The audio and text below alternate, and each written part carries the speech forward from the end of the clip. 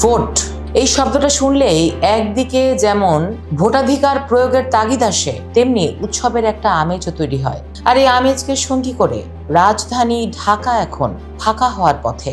ঠিক বলেছ। মঙ্গলবার সকাল থেকেই কমলাপুর থেকে গাবতলী সবখানে মানুষের উপচে পড়া ভিড়। নির্বাচন আর গণভোট উপলক্ষে ছুটি, তার উপর নিজের ভোটটা দেওয়ার জন্য মানুষ মরিয়া হয়ে এখন বাড়ি ফিরছে। ঠিক বলেছ। শ্রমিকরা কারখানা ছুটি পাওয়ায় গণহারে গ্রামমুখী হচ্ছেন। গাজীপুরের চন্দ্রা, শফিপুর, মৌচাক সব জায়গায় বাসের লম্বা লাইন। নর্মাল সময়ে যেখানে 1 ঘন্টা লাগে, এখন সেখানে কয়েক গুণ বেশি সময় লাগছে।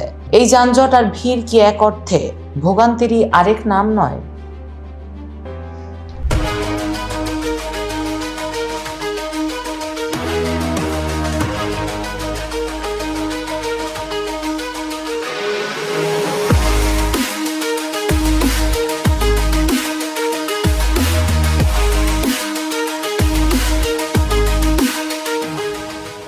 হ্যাঁ, ভোগান্তি তো বটে, তবে সংবাদ মাধ্যমগুলোর রিপোর্ট বলছে এই ভোগান্তি যেন কেবল শুরু। নির্বাচন কমিশন বেশ কিছু যানবাহনে নিষেধাজ্ঞা দিয়েছে। মঙ্গলবার দিবাগত রাত 12টা থেকে আগামী 13 ফেব্রুয়ারি রাত 12টা পর্যন্ত মোটরসাইকেল চলবে না। মোটরসাইকেল চলবে না? তাহলে তো আরো ঝামেলা। যারা মোটরসাইকেলে করে দ্রুত বাড়ি ফিরতে চাইছিল তাদের কি হবে? আর 11 ফেব্রুয়ারি রাত 12টা থেকে ভোটের দিন রাত 12টা পর্যন্ত ট্যাক্সি ক্যাব, পিকআপ, মাইক্রোবাস ও ট্রাকেও নিষেধাজ্ঞা। শুধু গণপরিবহন চলতে পারবে। কিন্তু গণপরিবহন মানেই তো আবার বাসের উপর চাপ। আর বাস ট্রাক মালিক সমিতির চেয়ারম্যান বলছেন 11 ফেব্রুয়ারি বাস চললেও 12 তারিখে বেশিরভাগ বাস বন্ধ থাকবে, কারণ স্টাফরা ভোট দিতে যাবে। তাহলে সাধারণ মানুষ ভোট দিতে যাবে কিভাবে? Metro rail? তাহলে কি মেট্রো রেলই একমাত্র ভরসা? ডিএমটিসিএল তো জানিয়েছে মেট্রো রেল চলবে, এমনকি প্রয়োজনে ট্রেনের সংখ্যাও বাড়ানো হবে।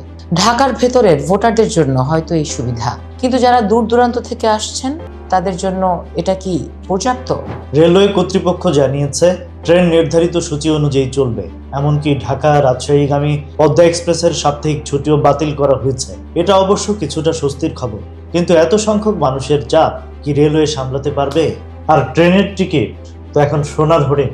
এই যে ভোটের জন্য এত আয়োজন, এত বিধিনিষেধ, এত মানুষের ভোগান্তি, এই সবকিছুই কি শেষ পর্যন্ত একটা সুষ্ঠু ও অংশগ্রহণমূলক নির্বাচনের দিকে নিয়ে যাবে?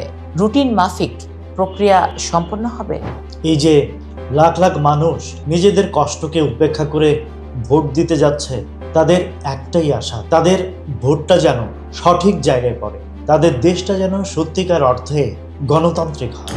মানুষ কিন্তু তার দায়িত্ব পালনে পিছপা হচ্ছে না, কিন্তু নির্বাচন কমিশন, রাজনৈতিক দলগুলো এবং পরিবহন সংশ্লিষ্টরা তাদের দায়িত্ব কতটা পালন করতে পারবে সেটাই এখন দেখার বিষয়।